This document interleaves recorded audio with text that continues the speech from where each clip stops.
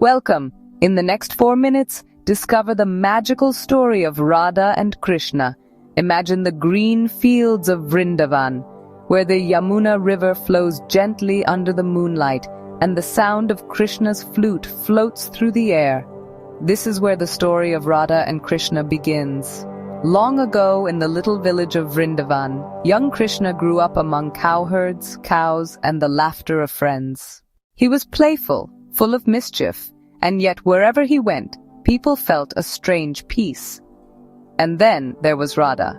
Radha was no ordinary girl. Her heart was pure devotion itself. From the very moment she saw Krishna, her soul recognized him. She felt no separation, no difference, only love. They played together in the fields, wandered along the Yamuna, and spent endless hours in laughter.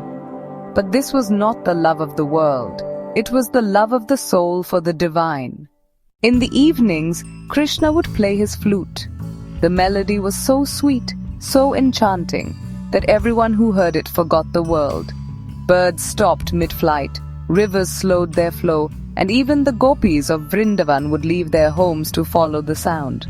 But among them all, it was Radha who heard it most deeply. For her, Krishna's flute was not music. It was a call from the divine, whispering directly to her soul.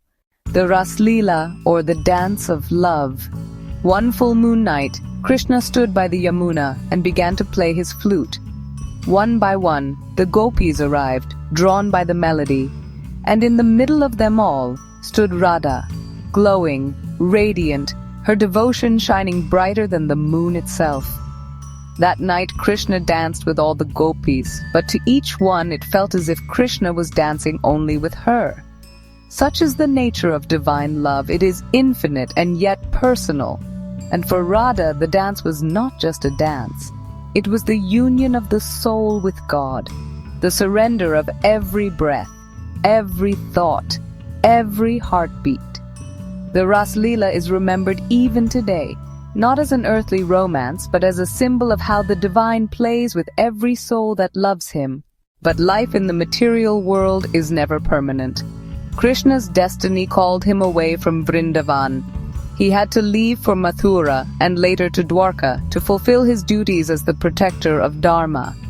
When Krishna left, Radha did not stop him.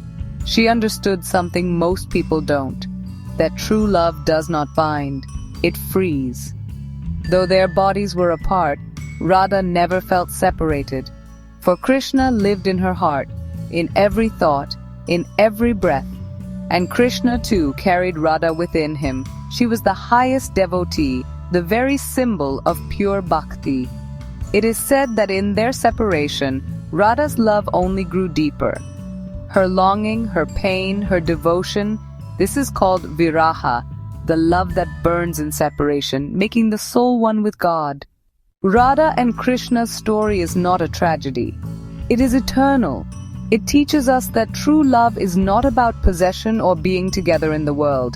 It is about union of hearts, about remembering the divine with every breath. Radha is not separate from Krishna. She is his Shakti, his energy, his eternal companion, just as the soul is never truly separate from God. When we remember Krishna with the devotion of Radha, we experience that same sweetness, that same joy, that same peace. What does this story mean for us today?